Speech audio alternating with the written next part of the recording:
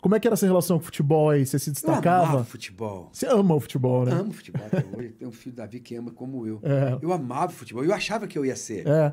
Mas João e pessoalzinho que está aí ouvindo nosso chato podcast, o que me encantava no futebol não era a vitória, nunca quis... Essa coisa... É preciso saber perder para ganhar. Às vezes você pede um cachê aqui numa noite do que você ia fazer e tal, mas em compensação encontrou alguém que te levou para uma outra história. Então, Com certeza, é preciso cara. perder para ganhar. O esporte, que é tão competitivo, me ensinou isso. Claro, quando você compete, você quer ganhar. Mas além da vitória, no sentido, eu tinha uma relação com a torcida. Eu tinha um compromisso com o espetáculo, sabe? Você sempre teve Um compromisso com o espetáculo. isso na sua vida, né, cara? Tanto é que quando o meu nome era Caneco. Caneco. Era um Caneco porque tinha um jogador no Santos Futebol Clube. Então, eu ia te perguntar, isso aí já era em São Paulo? Em São Paulo, eu já ali com 16...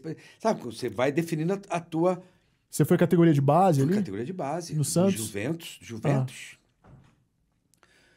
Do Palmeiras. Olha só, cara. E finalmente um amigo meu foi contratado pelo Santos, o Brecha, naquela época do Pelé ainda. E aí eu falei, me arruma lá. Ele falou, claro, Marcos. Aí me indicou, meu nome era Caneco, porque eu dei um drible que o Caneco dava, que é aquela carretilha que o Neymar dá hoje, que era por trás. Uhum. E aí o Caneco do Santos deu esse drible e eu dei numa competição chamada Futebol Dente de Leite, na TV Tupi de São Paulo, e o locutor que tá lá para poder, né, fazer o lúdico acontecer. Sim. Caneco! Eu cheguei na escola e todo mundo tinha visto o jogo, falou, Caneco, Canequinho! Aí virou. Virei o Caneco. Caneco. Durante Pô, mas uma tempo, ótima razão, né? Durante um bom tempo, eu não era mais eu não era Marcos, né? Depois que eu virei o Marcos Frota, e agora o pessoal me chama de MF. MF. Então daí rolou essa passagem no futebol que foi considerado aí pra... Quase que eu fui, foi. cara. Até que um jogador chamado Ziza, eu sempre pegava carona com ele, Uhum. Para voltar para casa depois dos treinamentos, e ele falava assim, pô, Marcos, o meio do futebol não é isso tudo que você está achando que é. E eu vejo, por conta da minha mãe, eu sempre tinha um livrinho para ler. Então, concentração, ou qualquer coisa, eu puxava um livrinho e estava sempre lendo alguma coisa, cara. Ele falou, pô, cara, eu sempre te observo. Ele já era profissional, eu era juvenil. Uhum. Ele falou, pô, Marcos, você tem tantas oportunidades, tá? Pensa numa coisa. Aí eu olhava um jogador profissional, depois ele virou preparador físico, foi trabalhar na Arábia Saudita e tal. Ziza, filho do Pinga, um cara espetacular, um mestre para mim. Foi quando eu comecei, não nada, o futebol era violento, eu era pequeno, talvez o meu talento não era para um grande clube, eu ia acabar ali no... Que posição que você jogava, Marcos? Eu insistia em ser meia, mas os técnicos me colocavam mais nas alas, nas pontas. Lateral. E tal. E eu ia saber que eu ia acabar num clube Série B, Sim. sabe? Que era uma coisa... Enfim, futebol é o futebol, tal. Você se profissionalizar num esporte, independente de onde você consiga, você ganhar dinheiro com isso já é um feito magnífico, mas né, você cara? paga um preço. Paga. Oh. E aí eu comecei a perceber que o teatro, ele me dava a adrenalina que o esporte me dava. E aí fui fazer teatro amador em São Paulo. Nessa época do futebol, dessas categorias de base, você continuava tendo essa relação com o teatro na escola. Na escola, e depois eu fui fazer teatro amador. Que daí você foi pro teatro. Mas o pessoal, o diretor do teatro amador, Ulisses Cruz, cara, super famoso diretor, tal, ele ficava bravo comigo, porque eu faltava ensaio para jogar bola. Putz, ele queria me matar, cara. Ele falou, pô, Marcos, você não entende que o teu personagem vai entrar a tal hora, se você não tiver... Não tem aquela cena tua e eu preciso ensaiar aquela cena tua. Mas, pô, eu tive uma pelada, pô.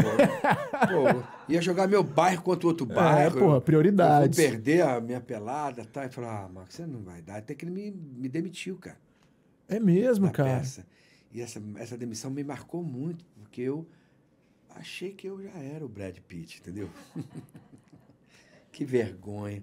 Cara, você ser demitido em um grupo de teatro é tão vergonhoso, cara.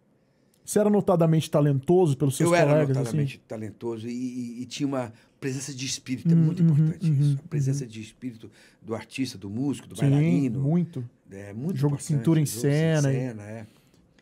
E a capacidade de compor fácil com o elenco, sabe? De conviver fácil para que brote as coisas, né? Arte é criação, Sim. cara. É o ato da criação. Então, precisa brotar as coisas. Não precisa decorar tudo e fazer tudo que está decorado. É importante você ter a técnica e a teoria daquilo ali. Mas se você não tiver o seu toque e uma sinergia das fazer pessoas. brotar aquilo ali, você não leva, cara. Não leva. Você estava falando da demissão. E aí essa demissão me marcou muito, porque eu achei que bateu pela primeira vez isso que eu te falei. O medo, a paura de você não ser merecedor de um espaço tão divino que é o palco. Né? Eu já tinha experimentado. O pessoal que fala do teatro, que o bichinho do palco já tinha me mordido. Já tinha te mordido ali. Eu já tinha sacado. Eu me emocionava, eu acompanhava a emoção da plateia. A obra. O que é uma obra? Ser apresentada e compartilhada com o seu público. Isso é lindo, cara. Quando encontra o olhar de quem faz com o olhar de quem assiste, é muito bonito. Ali estão os anjos, ali estão os deuses, sabe? E eu já tinha experimentado isso. E a demissão me deu que eu não era merecedor disso, cara. Te acordou, na verdade. Falou, pô, não adianta você dar uma despertinha aqui não, porque o lugar aqui é diferente, cara. Se você quer, aquilo que Fernando Pessoa fala, seja inteiro naquilo que você quer. Não escamoteie. A Poena, meu filho, me falou uma coisa linda pelo telefone, faz tempo já. Tá uma crise qualquer de alguém, músico e tal. Falou, se você não quer a música, nem começa, hein? Isso é real. Nem começa, cara. Porque vai ser uma foda, meu, o tempo todo, uma dificuldade de grana, de espaço, de competição e tal. E não adianta... Mais importante do que o talento é a vocação, cara.